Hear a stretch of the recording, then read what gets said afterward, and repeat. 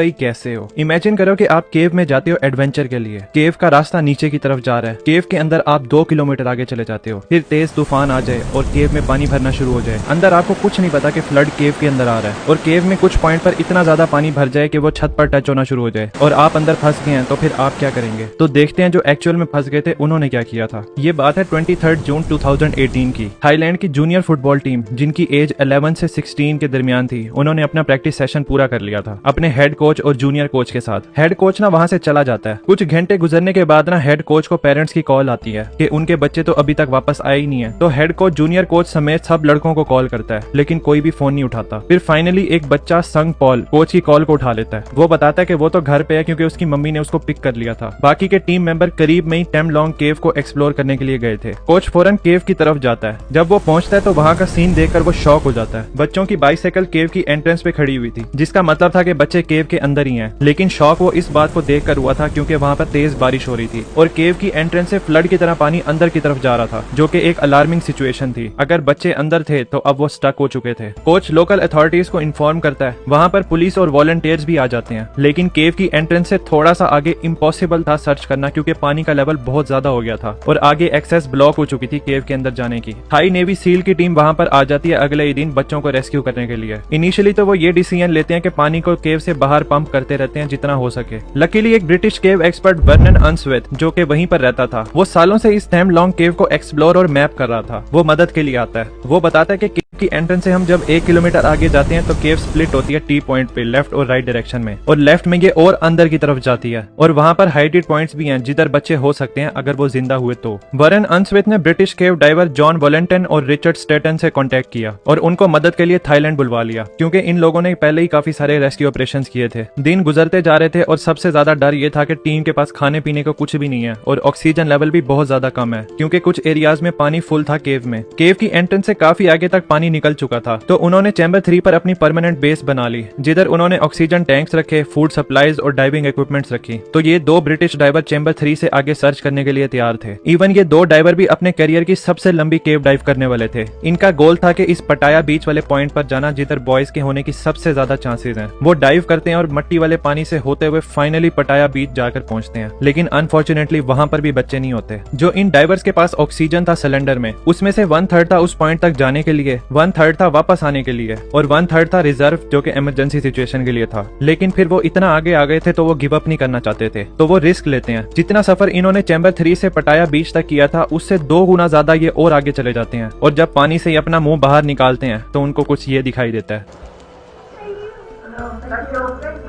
How many of you? 13. Brilliant.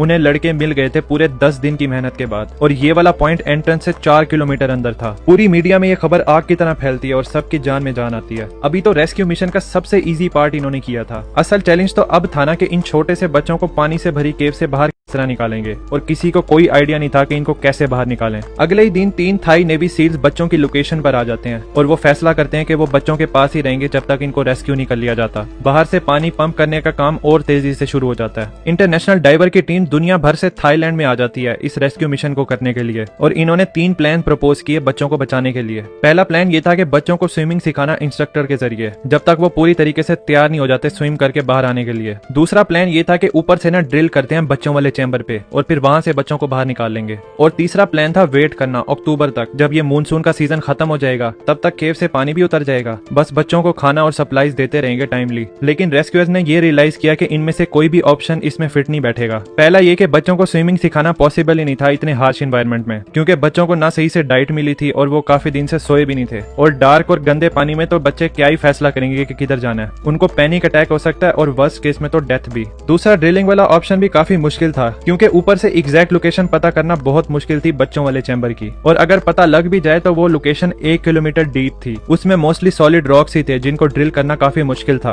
और इस plan को करने में भी 1-2 महीने लग जाने थे। थर्ड ऑप्शन के वेट करना अक्टूबर तक, वो भी सही नहीं था। एक तो बच्चे जिस चैम्बर में थे उधर का ऑक्सीजन लेवल बहुत ज्यादा कम हो गया था और इतने टाइम के लिए तो वो काफी नहीं था, और उनको ये भी पता चलता है कि मानसून का सीजन इस दफा नवंबर तक चलेगा, जबकि ये तो अक्टूबर तक का सोच के बैठे थे। तो ये प्लान भी ड्रॉप करना पड़ा। तो फिलहाल कोई ऑप्शन उनके पास नहीं था था और इसी दौरान उनको एक अफसोसनाक खबर मिलती है। अब ऑक्सीजन और खाना तो बच्चों को सप्लाई किया जा रहा था, तो खबर ये मिलती है कि समान कुनान, एक रिटायर्ड नेवी सील जिसने वॉलंटियर किया था इस रेस्क्यू के लिए, उसकी लाश केव के अंदर पानी में मिलती है। ये बड़ा ही एक पेनफुल लॉस था जो कि दिखाता था कि कितना मुश्किल है इस रेस्क्यू ऑपरेशन को परफॉर्म करना। खैर, इसी दौरान एक्सपर्ट ने एक इंसेन आइडिया को प्रपोज किया। आइडिया ये था कि बच्चों को एनेस्थीसिया देकर उनको बेहोश कर देंगे और बेहोशी की हालत में ही उनको केव से बाहर निकाल लेंगे। तो इन्होंने ऑस्ट्रेलिया के एनेस्थीसियोलॉजिस्ट रिचर्ड हारिस से कंसल्ट किया, जो कि खुद केव डाइविंग एक्सपर्ट थे। वैसे तो हारिस ने बताया कि बच्चों को बेहोश करना खतरे से खाली काम नहीं है इस सिचुएशन में, लेकिन उनके पास इसके अलावा ऑप्शन ही क्या बच गया था। तो फिर इस प्लान को सिलेक्ट किया गया और दुनिया के सबसे बेहतरीन डाइवर्स को इस मिशन के लिए इकट्ठा किया। और फाइनल प्लान ये था कि बच्चों को हम वेट सूट पहनाएंगे, उसके बाद उनको 2 शॉट्स ड्रग की दी जाएंगी जिसकी वजह से वो पूरी तरह बेहोश हो जाएंगे। इसके बाद एक स्पेशल डाइविंग मास्क उनके मुंह पर लगाया जाएगा और ऑक्सीजन सप्लाई किया जाता रहेगा मास्क में। बच्चों के हाथ को उनकी बैक पर बांध दिया जाएगा और ऑक्सीजन सिलेंडर उनके चेस्ट पर रखा जाएगा और एक रस्सी होगी जो डाइवर और बच्चे को कनेक्ट करती होगी ताकि बच्चा पानी में गुम न हो जाए। तो इन बच्चों की जिंदगी अब डाइवर्स के हाथ में थी। तो ये ऑपरेशन पे शुरू होता है। सब कुछ ये प्लान के हिसाब से करते हैं। इस तरीके से वो पहले बच्चे को लेकर जाते हैं। अब जैसे केव में कुछ एरियाज पर पानी था और कुछ एरियाज में खुश्की थी, और जो खुश्की वाला एरिया था वहां से ये बच्चों को पैदल स्ट्रेचर पर लेकर जाते थे। एनेस्थीसिया का असर पूरी जर्नी के लिए नहीं था, तो बच्चों को रास्ते में दोबारा एनेस्थीसिया का शॉट दिया जाता था ताकि वो बेहोश ही रहें। जैसे ही पहले 2 बच्चों को रेस्क्यू करके चैम्बर 3 में पहुंचाया गया तो उनका कॉन्फिडेंस और बढ़ जाता है और ये इनसेन प्लान वाकई काम कर रहा था। पहले दिन 4 बच्चों को सक्सेसफुली निकाला गया, उसके अगले दिन 4 और बच्चे निकाल लिए गए, तीसरे दिन 4 बच्चे और जूनियर कोच बच गए थे। लेकिन एक ना मसला आ गया था। जो मास्क वो लाए थे ना, एक बच्चा उनमें इतना छोटा था कि उसके मुंह पर फिट ही नहीं हो रहा था, जितना भी वो उसको टाइट कर लें। अब मास्क ढीला हो तो पानी साइडों से चला जाएगा, तो लकीली वो एक चिल्ड्रन मास्क भी लाए होते हैं जिसको वो उस बच्चे को पहनाते हैं। और फिर फाइनली 17 दिन के बाद उस पूरी टीम को केव से बाहर निकाल लिया जाता है। डाइवर्स और जितने भी लोग इस रेस्क्यू ऑपरेशन में थे उन सबको अप्रिशिएट किया जाता है और इस ऑपरेशन में जान गंवाने वाले नेवी सील समान कुनान को ऑनर करने के लिए उनका स्टैचू बनवाया जाता है, जो कि इस केव इंसिडेंट की हमेशा याद दिलाता है।